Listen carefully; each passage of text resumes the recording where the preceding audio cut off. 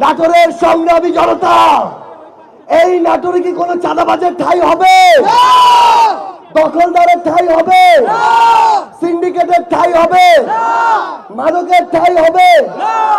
আমরা একসাথে জুলাইয়ের স্লোগান দিয়ে 1 মিনিটের জন্য এই নাটোরকে কি প্রকম্পিত করতে পারবো?